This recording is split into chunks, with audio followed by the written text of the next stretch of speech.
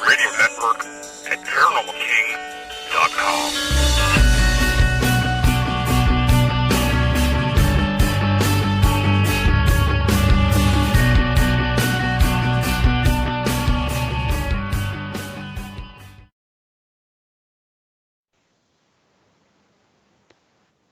Welcome to the Paranormal News Insider for the week of September 10th, 2019. And this is officially episode number 407. The 407th. And this is your host, as always, Dr. Brian D. Parsons. And yes, we are live on the Paranormal King radio network at ParanormalKing.com. Yeah, I'm well rested. Sounds like it, right? Could use a nap, though. But took last week off. And I will be taking next week off as well. Come on, it's fall. Got to get rested up for October. It's coming up. So lots of news in the last week. One story I've been waiting over a year for has finally been revealed, and that's on the Loch Ness Monster. We have an update tonight on Alligator Robb. Oh, and Chancellor Snapper, by the way. We'll also talk about the Storm Area 51 event. Might be running out of steam. Big announcement about that came out yesterday. And I don't know why it's so slow to hit the news waves. It came out yesterday. No one's really talking about it, but you're going to hear about it tonight. I'm going to break down that latest debacle and conspiracy about that event. We're also going to talk about MUFON sighting statistics. So we're going to talk some UFO sightings for the month of August.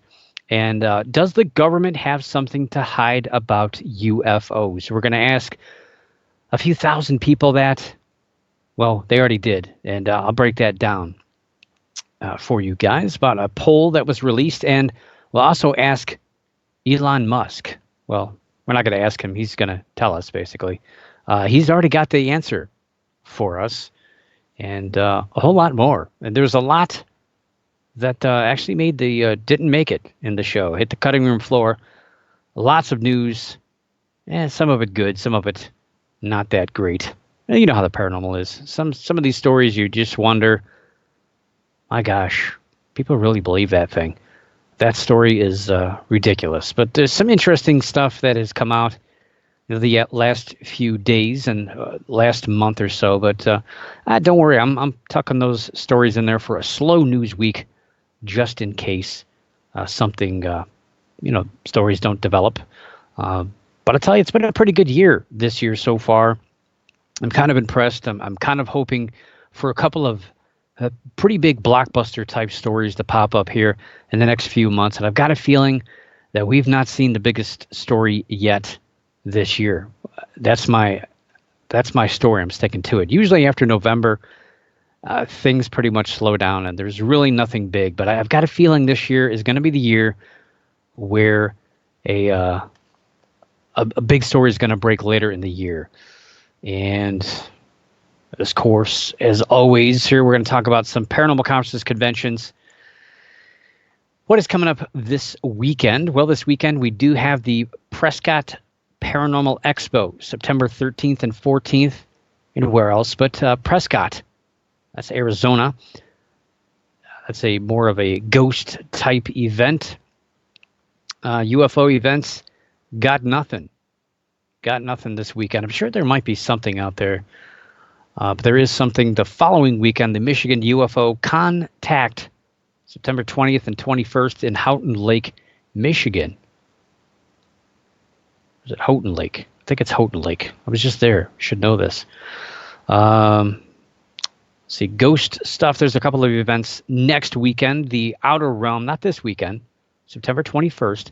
The Outer Realm Festival in Harriman, Tennessee, and HillCon taking place September 21st as well in Newcastle, Pennsylvania. And let's zip on down to cryptozoology events. The WNC Bigfoot Festival is taking place this weekend, September 14th in Marion, North Carolina. And I'll mention that real quick. It wasn't going to be part of my lineup of stories. I closed the link. I don't have the link, but I'll just mention it from my memory. So, Bigfoot video released from North Carolina says that he's captured 3 Bigfoots on film. I don't know. Bigfoots is what he called it. At least that's what the media said. Bigfoots. I don't know. I didn't see it. He's moving the camera around. It's kind of hard to tell if something is actually moving or not. But this guy is a true believer. So I'm a little skeptical about that video. I don't know if you saw it or not. It's pretty much the biggest Bigfoot news blurb out there. I decided to sidestep that. I dropped it from tonight's lineup due to some kind of, the late breaking thing. This big Area 51 announcement that happened yesterday. So, yeah, but there you go. Look for it. Check it out. Bigfoot video. Guy says he sees 3 Bigfoot. I don't know. Guy's he's in Ohio, so he's an Ohioan, Buckeye, whatever you want to call him. But I'm not sure about it. Not sure about it. Yeah. So what do we got here? So that's pretty much it. That's what I got. We got a lot of events coming up. Obviously, towards the end of September, and October is, well, that's the holiday. That's Christmas for the paranormal. That's pretty much it. Wow, did I change my website? I don't know. Also want to mention the October, speaking of October, the October Haunt Fest. Is that enough Octobers? October Haunt Fest 2019 taking place on October 30th in Cayuga, Indiana, at the Willows Weep House. And yeah, that's pretty much that. We're going to leave that right there. And again, if you have any information about any conference, convention, let me know. I'll put it up on the website. I'll talk about it. I'll mention it. I'll take up 5 minutes at the beginning of my show, whatever I got to do to help you get your event out there. Trust me, I know these things. I put on my own paranormal conference last year. I've helped a lot of people over the course of the last 10, 12 years put on their conferences. I've spoken at many good ones and a few bad ones. No offense. You know who you are. Over the years, have a lot of fun at these events, though. I'll tell you, they're always more good than bad. And you always meet a lot of fantastic people at these events. A couple crazy people, too. I'm not going to lie to you. But sometimes that's entertaining. You get your money's worth when you go to one of these events. So check them out. Check out that list. And again, if you have any information about any conference convention in your neck of the woods, or you know one that's not on the list, and you think it might be beneficial for all of us to have it on there, let me know. And you can find me at insider@paranewsinsider.com. That's my email address. Or you can find me it's paranewsinsider.com. That's the website. And there's a link there to contact me. Send me a little message type thing. I don't do all this Snapchat type stuff. I don't know, you youngins. I don't know, you kids nowadays, what you're doing. But also have Twitter. So you can get a hold of me at paranewsinsider. Also on Facebook. People still use Facebook? I guess some old people do. Facebook.com/paranewsinsider. Also on Instagram, but I don't really post much to that. But you can get a hold of me there too, I guess. I'll get the message. And we'll figure things out. I'll get the event up as quickly as I can. And speaking of quickly as I can, let's jump into the news. Cryptid news. Alligators. Why not? Alligators seems to be the big theme this year. I don't know why. We've had alligator stories in the past, the last couple of years. Last year was a couple of big ones. But I don't know. This year is just crazy with alligators. Maybe I'm just noticing the alligator stories a little bit more. But earlier this year, there was a pretty big one. Well, not really a pretty big alligator, but a pretty big story about a little alligator that was unfortunately released by somebody, we don't know who, into a lagoon in Humboldt Park, which is it's pretty much near downtown Chicago, Illinois, Midwest. Not sure if you know, but alligators are not they're not supposed to be there at all, unless they flew into O'Hare. I don't know. But they're not locals. So a lot of people turned up to see this alligator during the summer, and big story. They local newspaper had a contest to name the alligator, and that always makes it more personable when you give a creature or something a name. And we do that with everything, right? We do that with Wessie the snake a few years ago. We do it with every creature, right? So why not this alligator? So the winning name chosen was Chance the Snapper. Now, when the story came out, I know who Chance the Rapper is. I've heard of him. I've seen his picture, but honestly, I've never heard his music. And wow. Over the weekend, I was fortunate enough to be at a wedding. Congratulations to Rebecca and Chris down there in Columbus, Ohio. Listeners of the show, well, we'll see if they're listeners of the show now. Yeah. No, they're. I know they used to listen. I'm sure they're a little bit busy right now, if you know what I mean. But I was at the wedding and I got to hear a song. I don't know if you'd say it's sung by Chance the Rapper. It's kind of like mumbled with music behind it about taking a shower or something. I don't know what it was, but horrible music, just horrible. I don't know what you kids listen to nowadays, but it's pretty bad stuff. Give me my Motley Crue any day over that stuff. But anyway, I had been rooting for Chance to elude capture during the story. I really wanted him to kind of survive out there in the wild a little longer, just to kind of get the story going and make it a little deeper in history, I guess, because it was a nice story. It's a feel-good story, even though it's sad that this alligator was dumped into waters that eventually, I mean, not even now, but eventually he won't be able to survive. But he's going to get captured and relocated. But unfortunately, the pursuit of this, I guess I should say, not the pursuit, but the free-roaming nature of this alligator, unfortunately came at the expense of a guy nicknamed Alligator Bob. And Alligator Bob is a guy who's a member of the local herpetological society. Man, I was never messed that up before. I finally messed it up. Herpetological Society. They're in Chicago, and he's found a few alligators over the years and helped relocate them. But this guy, he couldn't catch him. Couldn't catch Chance the Snapper. He eluded capture, so they had to bring somebody else in. So this former hero was now replaced by Frank Robb from Florida, who came in and captured Chance within a couple of days. Or was it within one day? I don't know, but captured it awful quick and became a local celebrity pretty much overnight.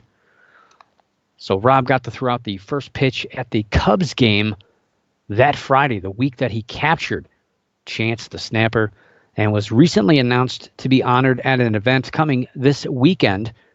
And people have been getting selfies with him everywhere, including the airport. This guy's being recognized at the airport. You've made it when people are recognizing you at the airport and wanting to get their picture with you. That's a pretty big deal. And a recent story on Robb says that he's also fallen in love with Chicago and Chicago pizza. I mean, who couldn't fall in love with Chicago pizza? Way better than New York style. That thin stuff you got to fold up in quarters just to eat it. Oh, Chicago deep dish. You got to love it. But he's also even found love. He's found a girlfriend in the Windy City. What a great love story. This is going to be, it's got to be a Lifetime movie. Definitely going to be a Lifetime movie. And go ahead and take it. Go ahead and take it. If you're a movie producer, you want to do a documentary, here's your title. A Chance Encounter. That's it right there. There it is. I found love in the Windy City. A Chance Encounter. That's the name of the movie that's coming out this fall on the Lifetime channel. Oh, yeah, by the way, during this story, he also mentioned that Chance the Snapper is doing well, and he's adjusted to his new surroundings, in case anybody cared. I mean, this is now about Alligator Robb. Nobody cares about the alligator. Everybody's in love with Frank Robb. But Chance is doing well. He's adjusted to his new surroundings, and he's soaking up the Florida sun, and he's getting some exercise too. He's getting a little chubby. Alligators get chubby. I think they do. Well, Anyway, good luck to Frank Robb, and good luck to Chance. So hopefully we see him or hear about him in the future. Good news, I hope. So let's go to Scotland. And yes, a story I've been waiting for over a year. A year to talk about, and the information has finally been revealed. It seems really anticlimactic, though. It really does. Last year, Professor Neil Gemmell gathered over 250 samples of water at various depths of Loch Ness in order to catalog the life that lives in the water of Loch Ness. The science experiment was publicly marketed towards finding evidence of the Loch Ness Monster, or at least getting answers through true science instead of random sightings of waves and claiming to see a monster. So, nobody's really interested in a science experiment finding out what lives in a lake. That sounds really boring.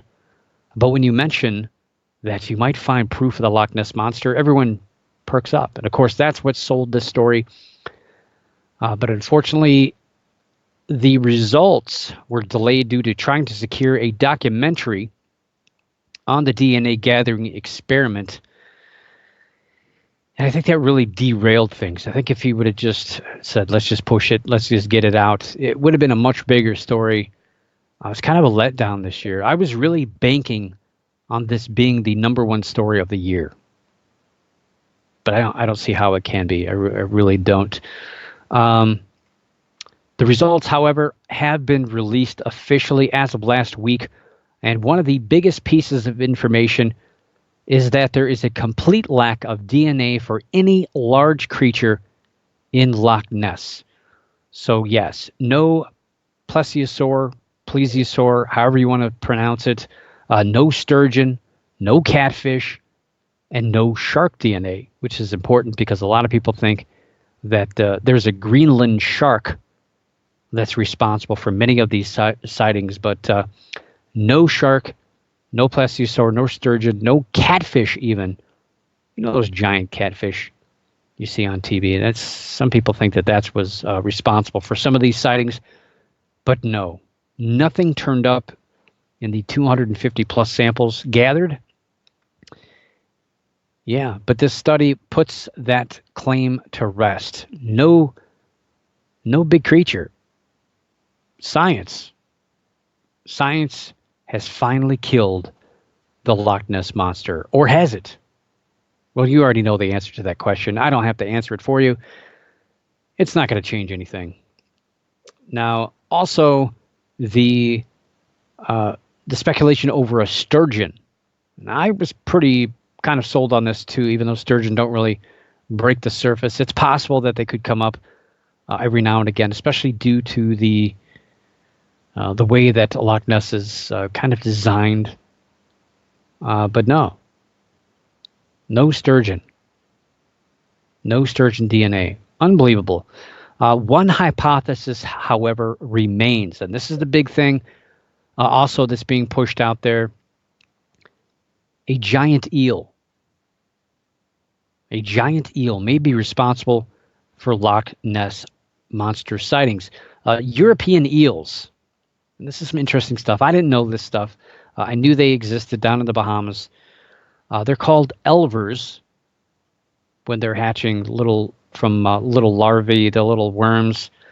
They hatch down in the Bahamas, and they travel about 3,000 plus miles up to the cold waters up there by United Kingdom. And typically these eels, they get to be about 3 feet long at the largest. But yeah, one big enough to be confused as a Loch Ness Monster, not been found. So I'm not sure about that hypothesis, but I guess he doesn't want to be the bad guy about this thing. Gemmell states that they had eel DNA in nearly every single sample collected, and of a potential giant eel, he says, quote, "Well, our data doesn't reveal their size, but the sheer quantity of the material says that we can't discount the possibility that there may be giant eels in Loch Ness. Therefore, we can't discount the possibility that we have, that what people see and believe is the Loch Ness Monster might be a giant eel, unquote. I'm not sure about that. Maybe one sighting or two sightings here and there, but all the sightings, no. I don't think there's any one way to say that all of these sightings are one thing or another. I think there are a lot of other natural explanations. But as far as DNA, I wish they would have given, I've not seen yet, maybe released in the near future, an entire list of all the creatures and things that were found, maybe even percentages, some kind of a scale to tell us how much DNA was discovered. And I knew this would happen, but they also found human DNA. Now we don't live in the loch. We don't, swim, or maybe it's mermen, mermaids, mermen. I don't know, but no, human DNA, of course. People do things in Loch Ness. I guess people swim in it. That's what I meant. They also found evidence of dogs, sheep, cattle, deer, badgers, rabbits, voles, and birds. Of course, anything that has any kind of DNA that would to touch Loch Ness or go in there is going to turn up. And that's good that they found this DNA. So anything that's ever been in Loch Ness alive at some point, that the DNA is somehow moving around, would have been found by these tests. I don't know the furthest depth that they found, or they, I should say, collected the water, but I know that they went at least 100 feet, 150 feet, maybe even further. But anything that was at anything that had lived in that loch or passed through there should leave some sort of DNA behind in some form or fashion. So, which would slowly dissolve over time. So it's not like they're going to find dinosaur DNA. Dinosaur DNA. Sorry, it's a Jurassic Park thing. But yeah, I'm pretty sure anything that's swam through that loch in the last few decades has probably left its mark. And they, think about that the next time you swallow some ocean water. All the DNA that you're taking in right there. That's gross. Well, will this latest story squash the idea that the Loch Ness Monster is a real creature? Did science just finally put a bullet in Nessie?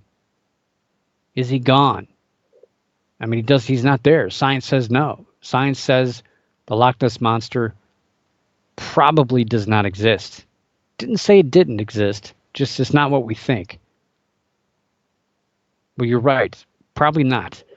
Now, just a few years ago, it was revealed that a local hotel owner group, a bunch of hotel owners back in the 1930s, got together and decided to use the legend of the creature of the loch to help spur tourism.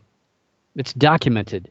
They created the modern-day Loch Ness Monster story to bring people to the area, which is the 1930s. If you know anything about Loch Ness, that's when the modern-day sightings did occur. And also a lot of hoaxes, fabricated pictures, fabricated footprints, as I've talked about on the show before, that people used to think of the Loch Ness Monster as a land-dwelling creature back in that time as well. But was that enough to squash the Loch Ness Monster? No. That story did absolutely nothing to diminish the tourism to the area, and obviously the story of it as well, because here we are talking about it on a paranormal radio show. It's still out there. It still exists, if not in the minds and hearts of everyone around the world. So, yeah, it's not going to go anywhere. Science can do what it can. It can wave its magic wand of knowledge and information, but it's never, ever going to kill the Loch Ness Monster.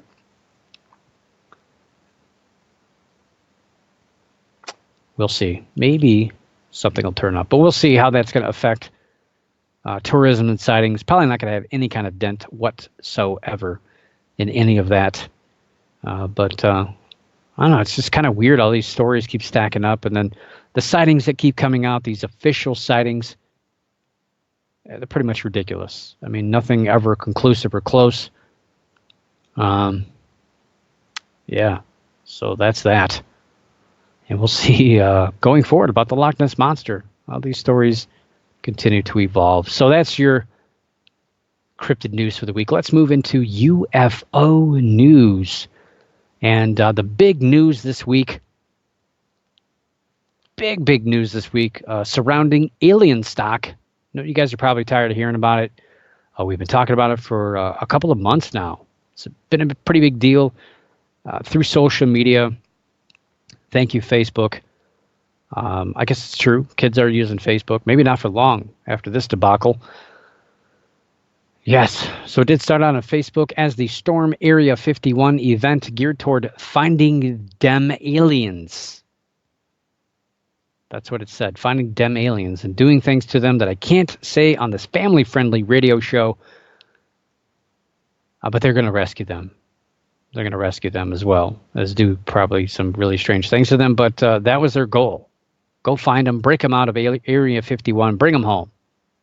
Keep them as pets, because that's better. Big shakeup this week. I don't know if you've heard about this. Pretty big news.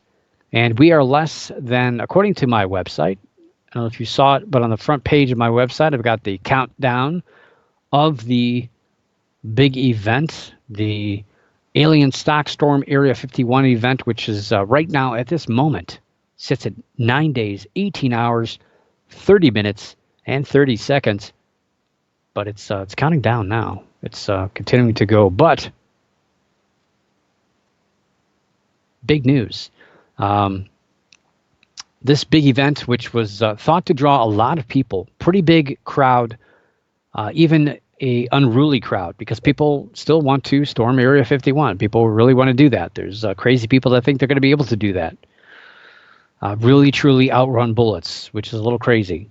I don't know if you know anything about science and physics, but that's pretty much impossible. No matter how you run, no matter what you do with your arms, you're not going to outrun a bullet. Sorry. So this Area 51 in Rachel, Nevada area is where this event was going to take place. The tiny town, I should say, of Rachel, Nevada, at the Little Ailey Inn, which is famous for being pretty much the only hotel in the area. Little small, I think it's 8 rooms, and they're going to have people camping out, and that's where they're going to have this big event, concerts, I think maybe only one stage, I guess, but multiple bands and all this other stuff going on, trying to contain the crowd, the madness, the crazy people that just want to storm Area 51 and just have a sensible get-together. Well, Matty Roberts, the man behind the memes who started the Storm Area 51, which eventually evolved into Alien Stock, which again is a kind of a toned-down version of what he initially had started, just basically into a peace, love, and alien concert event. He visited Rachel over the weekend, and he told Fox 5 on Sunday that, quote, "I've never been more stressed in my life, but I've also never been this happy. It's insane, but exciting," unquote. And even though he was stressed out, he was still looking forward to putting on this event. Well, that's all changed. It's all changed. Matty Roberts today, well, I should say yesterday, officially announced that he's pulling out from the event in Rachel. Alien Stock is not taking place. His representative stated that the decision to pull out effectively disconnects them from the inn owner, the town of Rachel, as well as the Alien Stock name and event. So they're no longer, Matty Roberts and Alien Stock, no longer associated with the Little Ailey Inn and the town of Rachel. Smart man. I think he finally got representation. I think he finally got a lawyer who told him, "Look, dude, if anything goes wrong, you, my man, are responsible." And I've been saying that on this show for weeks, the last month and a half, however long, that he's setting himself up. And to make that even clearer, they actually made reference to the Fire Fest which was an event that was advertised to occur in the Exuma Islands in the Bahamas back in early 2017. It was supposed to be a high-end concert event with great places to stay and expensive hotel rooms. Well, it turned out basically be an completely disorganized event. People were staying in FEMA tents. It was not what it was advertised. Pretty much a fraudulent event, and nothing went as advertised. And Billy McFarland, who began the event, was the overseeing everything that happened, was eventually sentenced to 6 years in prison in order to forfeit $26 million. And even to this day, there's still numerous lawsuits pending against him and his company. A mess. A mess. And nobody got hurt, as far as I know. Just people kind of, I don't know, butthurt, I guess is the term I would use. And pretty embarrassed and out of a lot of money as well. So this Area 51 event could have gone down that road. And I've been saying that for a while, that people are going to go here, and if they do get hurt, or if things get out of control, people run out of water, people are stuck at the event or stuck in that area because of no gasoline or all these things, he could be held liable for all that because he's the person starting this thing up, and he's gotten this organization to help put on this concert event. Yikes. The event, the Fyre Fest, in case you're wondering, is the subject of both a Hulu and a separate Netflix documentary. Yeah, there's two of them. That's how big of a deal this was. And this event could have and might have, or might still, I should say, go down that same path. Now, Roberts told Fox 5, quote, the permit holder, Connie West, of Little Alien, was given multiple opportunities to provide us with proof that things expected at this festival were in place. In fact, she refused to provide us, as agreed upon, contracts, proof of deposits, or any other paper proof of anything, unquote. That's one side of the story, folks. And as you know, there's always two sides. Sometimes there's three sides. Sometimes it's a cube. The official website of Rachel, Nevada, which has been the center of controversy surrounding this story as well, it now states, quote, alien stock canceled. The alien stock event in Rachel just became Fyre Fest 2.0, as we had predicted. The creator of the Storm Area 51 movement pulled out because he feels the event is not safe and lacks organization. With a week and a half to go, no preparations have been made and no bands have been signed. If any event still happens, it's going to be a pretty sad affair with no bands and very little infrastructure and a lot of unhappy campers. Instead of coming out to Rachel to storm Area 51, why not enjoy the party at one of the Area 51 events in Las Vegas? And it has a link to a story which shows, I think there's at least a half dozen events taking place this weekend as well as the weekend of the event. But again, the person who owns the website is kind of a cranky person who doesn't really agree with everything that the townspeople agree with. So it's kind of a controversy here. It's kind of a conspiracy, I guess, more to the point. But meanwhile, Connie West, the owner of Little Alien, where the event was supposed to take place, she states that she received a phone call at 3 a.m. on Monday from Roberts saying that he would no longer be involved with the event due to concern over the safety of Rachel, a lack of infrastructure, and her ability to pay her bills. But West also commented, quote, I'm sad and I'm heartbroken, but at the same time, it is what it is. She told Fox 5, quote, if he chooses to go somewhere else, that's his choice. I'm still having a party because people are still coming to Rachel, unquote. Now, as far as not having any bands, Connie West claims to have 20 bands, 2 comedians, thank goodness for that, booked for the event, and already has down payments for security, medical services, water, entertainment, as well as cleanup services. That sounds pretty organized to me. Probably not completely organized because, again, you have no idea exactly how many people are going to show up. She has an idea how many people are staying at the event. And I'm sure she's fielded a lot of phone calls from curiosity seekers, people wondering what's going to happen there. So she might have a better clue than anybody as to who's going to show up. But it sounds like somebody's not telling the complete truth here between Maddie Roberts' statement and Connie West's statements. It seems like there's a little bit of disconnect here with the website, the official website of Rachel Nevada, kind of taking the middle argument there. But it sounds to me like there's a little bit of, I don't know, hurt feelings, jealousy, anger, rage, frustration. I don't know. But, we've said it here and everyone else has commented that this thing was just probably a train wreck in the making. And of course, here it is. Less than 10 days to go. And now it's not going to take place. But Kanye West says that she's going to have it take place. And we'll see what happens. So we're still going to have a lot of people showing up there. But who knows if, over the course of the next 9 days, if she's going to get a lot of cancellations and people are going to slowly back out of this one by one.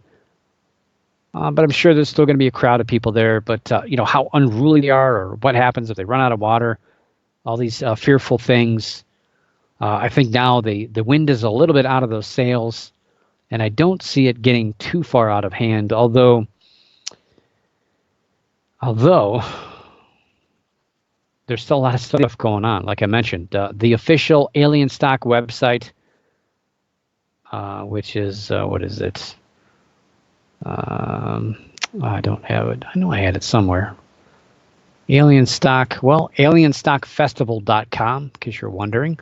Now they're saying the website is now changed.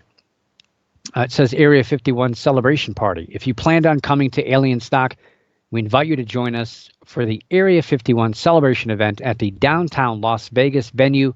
Music starts at 8 p.m. with doors opening at 7 p.m. on September 19th, 2019. And now you can actually get tickets for that, even though it's free. See, they listen to me. I swear they're listening to the show. And this is an interesting event. One night only. You can get, and anybody who's going, let me know. I want one of these. They're giving out to, or I said giving out, but you can be able to purchase a bucket of limited edition Area 51 Bud Light beer and a free commemorative T-shirt while supplies last. Oh gosh, I might put my flight in tonight. I'd love to have. That'd be pretty cool. That's the T-shirt of the decade right there. For anybody who gets one of those, I'm sure we'll see a few on eBay.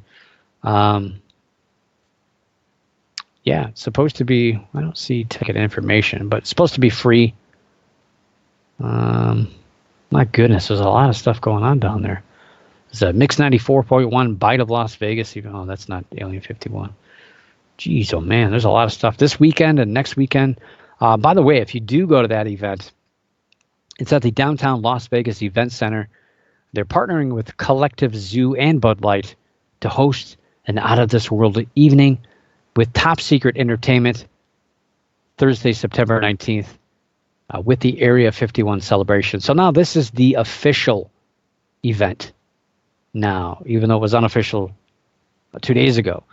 But this one, you have to be 21 years old to enter, obviously, because it's sponsored by Bud Light. I want one of those green cans. Anybody get one of those green cans? Man, God, let me know. I'd love to have that. Man, sounds like fun. But what a mess. What a debacle this has become. Debacle is my favorite word.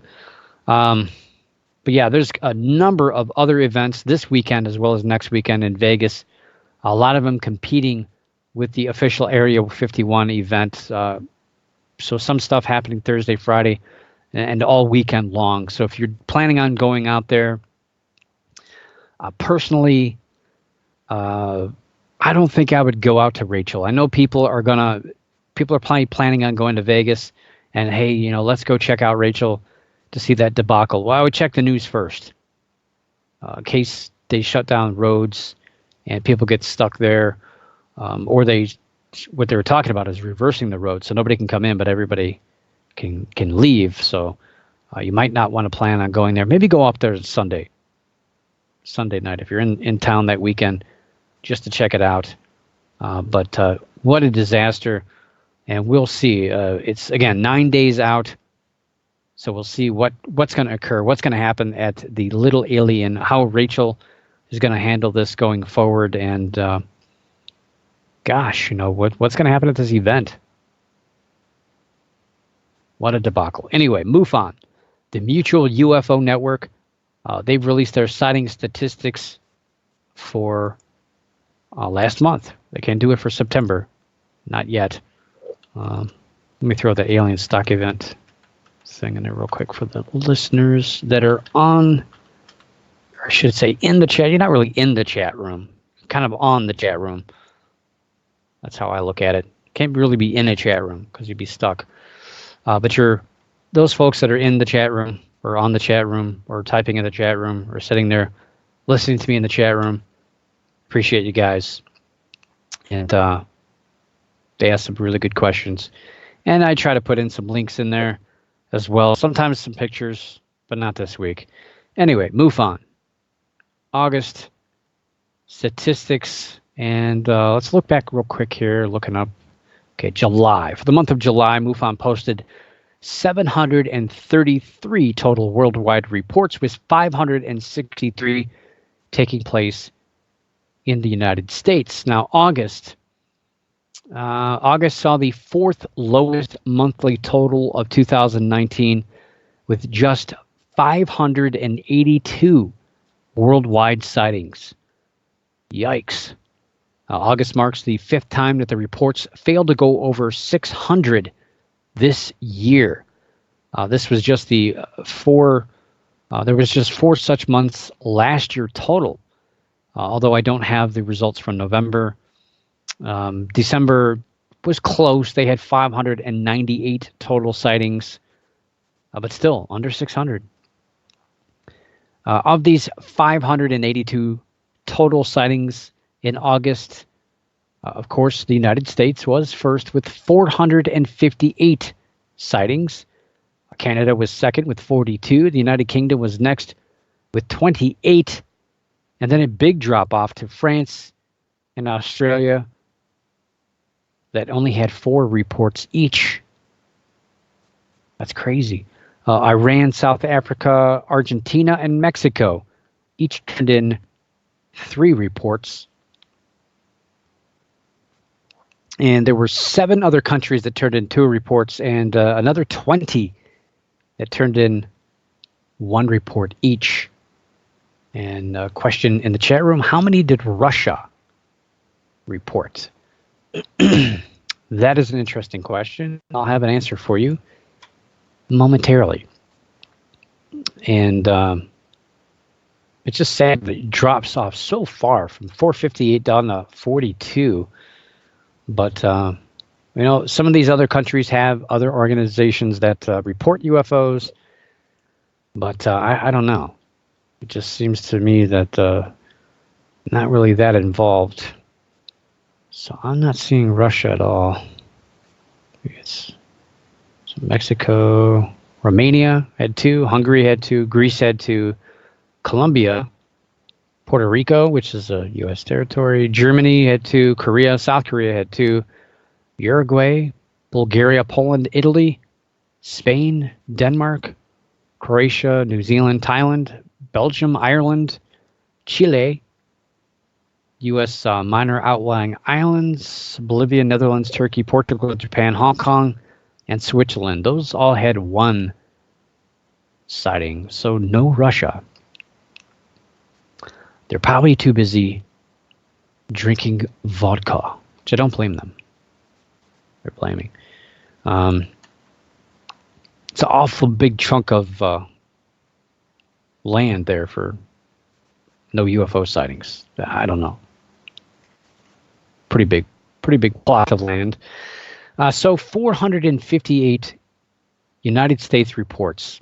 And of course, California, which typically leads the way, led the way again with 57 sightings. New York was second with 31. Florida had 24, and Texas had 23. Now, that's kind of expected because these are pretty much the top 5 states in population. So you kind of expect them to be in the lead. They should be. But the state of Washington was up there. They had 22 sightings. Ohio had 18. Michigan had 17. Pennsylvania, Missouri, and Arizona had 16 each. Nevada had 15. And we'll keep an eye on Nevada next month. I think it's going to be a big crowd of people out there thinking about aliens. That number is probably going to be pretty high. Probably some of the people will be too. But anyway, North Carolina and Oregon had 13 each. Virginia had 12, and Minnesota had 10 reports. And then there was 33 other states that turned in 9 or less reports, with 7 only turning in 1 report each. It's pretty sad. Come on, states. Let's get into it. Looking a little deeper at these states citing statistics, I like to break it down compared to their population. So the number of sightings as compared to their population. So from that, I can get the per capita, which I use the standard per 100,000 people, which, yeah, it's looking at California. Again, California is the highest state in population here in the United States, and it's generally the state that I'll use as a baseline. So California, with its 57 reports last month, that translates into a paltry 0.143 per capita. So about 1/6 of a person. It's kind of gruesome to think of it that way. Or you can think statistically as 1 in 700,000 people reported a UFO in California last month to MUFON, the Mutual UFO Network.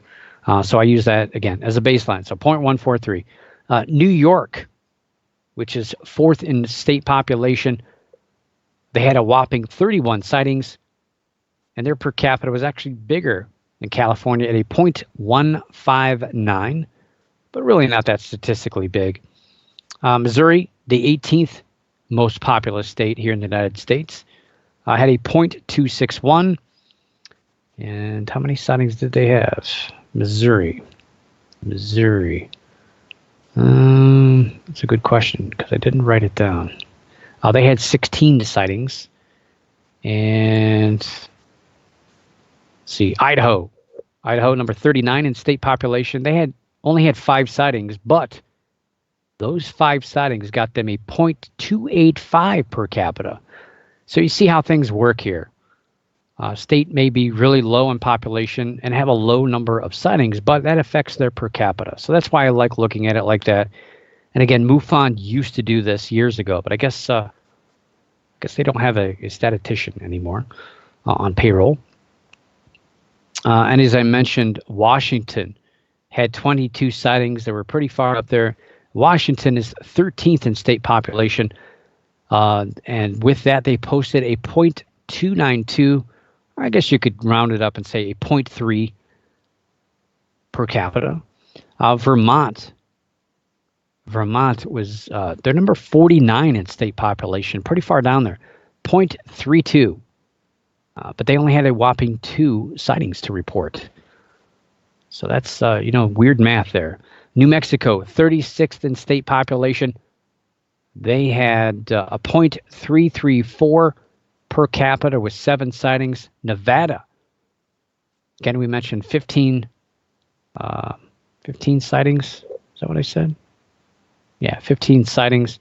That gives them a 0.494, or you could say 1 in every 200,000 people almost reported a UFO to MUFON in Nevada. And again, we're going to see how that translates next month with a pretty big crowd going to be on hand down there in Vegas. Maybe not in Rachel, but in Vegas. I'm sure there's going to be some people floating around down there. It's a pretty big thing, I guess. And let's continue to talk UFOs. There's a new Gallup poll, not really new, but it's kind of newish. It's on UFOs. It's been released ahead of this Storm Area 51 event that's taking place in 9 days. In the poll, they asked participants if they thought the U.S. government knows more about UFOs than what they're telling us. Of course, I know everyone's got an opinion about that. That's into the paranormal. The information comes from polls collected back on June 19th of just over 1,000 people and August 1st of just over 1,500 people. That reveals that 68% of people polled feel the government definitely knows more about UFOs than what they're telling us. I guess. Only 29% said the government does not know more, and 2% had no opinion. And this poll can be compared to a similar poll that was conducted back in September of 1996, which said that 71% of people believed the government was withholding information, and that 19% said they were not, with 10% having no answer or no opinion. And despite the difference in no response of an additional 10%, there really isn't much difference with this poll, since the number of yeses is still pretty much about the same. Other numbers in the poll stated that 33% of adults believe UFO sightings are spacecraft from other planets or galaxies that are visiting Earth, while 60% feel the sightings can be explained by natural phenomena, such as human activity, and leaving another 7% of people unsure. Only 16% of people polled stated that they have witnessed a UFO, while 84% of people have not. So does life exist on other planets? Well, the answer is yes, according to 75% of the people polled, yet only 49% of people feel that there are people similar to us out there in the universe. So less than half of the people feel that there's human-like creatures out there. I don't think so. I mean, there's a lot of factors that come into play here scientifically. Our distance from the sun, our makeup of the composition of the planet, percentage-wise of all these chemicals, our atmosphere, our size of the planet, the distance from the sun size, the energy output of the sun, the percentage of the water. I mean, I could go on and on and on. There's a lot of factors that make us the ugly creatures that we are.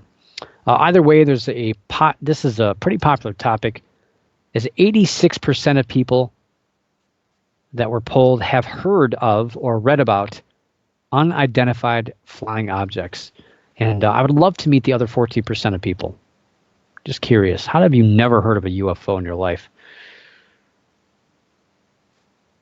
And they have access to a computer? I don't know. That's just weird. But Elon Musk is another story kind of piggybacking on this poll from Gallup. Elon Musk, who knows a thing or two about space, well, he's got his own answer about whether the government knows anything about aliens and UFOs. And you probably know who Elon Musk is. He's the guy that launched his Tesla into outer space, but he's also the founder of SpaceX, and who also brought us, yes, Tesla, not the band, the car. I'm a fan of the band, not a fan of the car too much. Unless he gives me one for talking about it, that'd be great. And also, don't forget about PayPal. Yeah, he's the co-founder of PayPal. A lot of people forget about that. He was recently at the World Artificial Intelligence Conference in Shanghai, China. Musk was discussing interplanetary exploration, specifically talking about the need to go to Mars. Not the want or desire or dream, but the need to go to Mars. When he was asked about the topic, now his response was, quote, There are people out there who think we have found aliens. Trust me, I would know. We have not. Unquote. That sounds pretty matter of fact to me. And being the 40th richest person in the world and being somebody who's in the center of space travel for a lot of countries on this planet, I mean, you can't help but kind of believe him a little bit here with this. I mean, this guy kind of knows stuff. He knows people, and he knows things. He did make some other interesting comments, including, quote, people ask me if I've been to Area 51. Okay, please. SpaceX actually has Area 59, and it's 8 better than Area 51. Unquote. Whatever that means.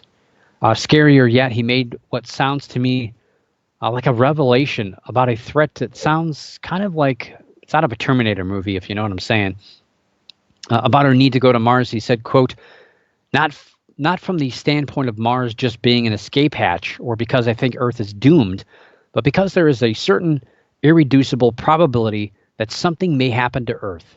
Despite our best intentions and everything we try to do, there's a probability of external forces or some internal unforced error causing civilization to be destroyed or sufficiently impaired such that it can no longer extend to another planet, unquote. He also added, quote, this is the first time in 4.5 billion year history of Earth that it's been possible to extend the life beyond Earth. How long will this window be open? It would be wise to assume it's open for a short time. So let us secure the future so that the light of consciousness is not extinguished, unquote.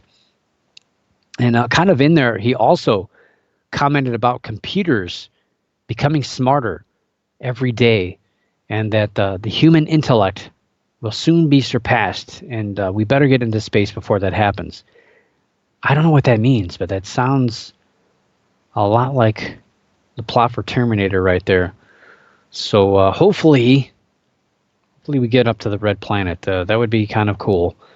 And well, I don't know. There's you get a ticket to go to space for a couple grand, I think. Okay? Pretty cheap, but you're not going all the way into space. You're just going into the upper atmosphere. But the space is just for the rich, pretty much, for now. Unless we take over one of their spacecraft. That might be the next space or the next Facebook event. Let's take over space. I don't want to dedicate my time to that right now, but got a lot of other things going on, and that's it. She's done. Hope you enjoyed this week's Paranormal News Insider. A lot of stuff we didn't cover, a lot of stuff we didn't talk about.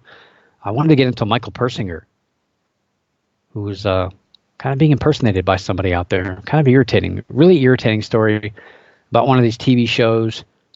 This guy's claiming that he's done all this work about discovering a connection between earthquakes and UFO sightings, but Michael Persinger beat you to that a long time ago. Anyway, I'm going to be taking next week off again this weekend. Going to be out camping out in the woods for a few days, 3 days, so probably won't have time to put together a show. So pretty much I'm going to call it in right now. So I'll see you in 2 weeks. But for now, keep your eyes in the skies, your ears in the woods, and the hair standing on the back of your neck. And always keep your mind slightly ajar. And above all else, don't stop believing. For the Paranormal News Insider, this is Dr. Brian D. Parsons reporting.